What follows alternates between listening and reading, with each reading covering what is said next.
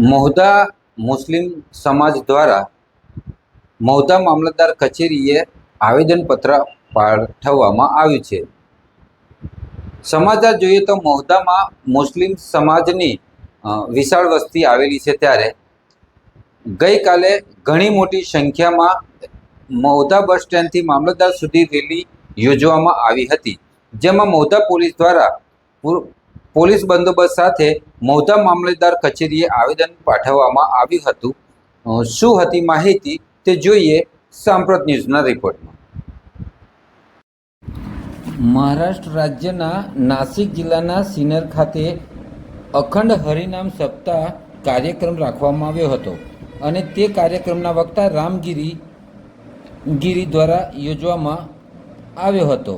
ઇસ્લામ ધર્મના મહાન પૈગંબર નબીએ પાક હુઝુરે અક્ષરની શાનમાં અને તેમના જીવન ચરિત્ર પર અભદ્ર વાણી વિલાસ કરવામાં આવી હતી, જેથી સરજમીને હિન્દુસ્તાનમાં વસવાટ કરતા તમામ રાજ્યોમાં રહેતા મુસ્લિમ સમુદાયની લાગણી દુભાઈ હતી. અભદ્ર ટિપ્પણી અને વાણી વિલાસ કરનાર રામગીરીની સામે આટલો સમય વીતી જવા છતાં કોઈ પણ કાર્યવાહી કરવામાં ન આવી હતી, જેની સામે મુસ્લિમ સમાજ અઝહરીએ તેમના કાર્યક્રમમાં માત્ર શેરની શરૂઆત કરતા એફઆઈઆર દાખલ કરેલ. ગુજરાત સરકાર દ્વારા એટીએસની ટીમે તેમને ઉશ્કેરણીજનક વાણીના ગુના હેઠળ પાસા હેઠળ મોકલવામાં આવ્યા છે. દરેક ધર્મના વ્યક્તિ માટે કાયદો અને સંવિધાન પણ એક છે, પણ મુસ્લિમ સમુદાયને ટાર્ગેટમાં રાખી મુસ્લિમ સમુદાયને લોમબીજિંગ પણ કરવામાં આવી રહી છે. છતાં આવા લોકો સામે કોઈ સરકાર પગલાં ભરતી ન હોય અને કોઈપણ જાતની કાર્યવાહીમાં કરવામાં આવતી ન હોય, સમુદાય તરફથી ઉગ્ર ચીમકી ઉચ્ચારી તેઓને કાયદાનો સમાન રાખી પંડિત રામગીરીને કડક પગલાં ભરી કાયદાકીય સજા આપવા માટે આવેદનપત્ર પાઠવવામાં આવ્યું છે.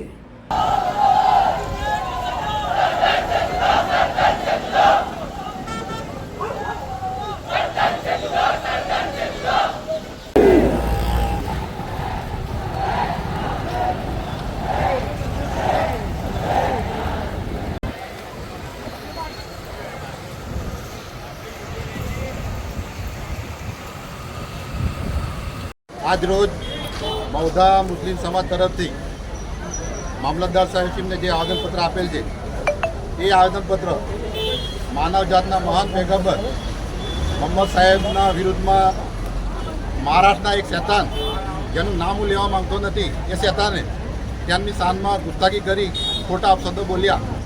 અને એ જે શબ્દો બોલ્યા છે એ ખરેખર તમામ, એટલે હું તો કહું છું દુનિયાના તમામ લોકો જેને માન આપે છે અને એવા ટીચર કે જેમણે જહાલાત દૂર કરી આખી દુનિયામાં માનવતાનો સંદેશ આપ્યો, એવા મોહમ્મદ સાહેબની વિરુદ્ધમાં જે શબ્દો બોલ્યા છે એ કોઈ પણ સાકી શકે નહીં. અને મુસ્લિમ સમાજ તો સેટ પણ આ શબ્દો સાકી શકે નહીં.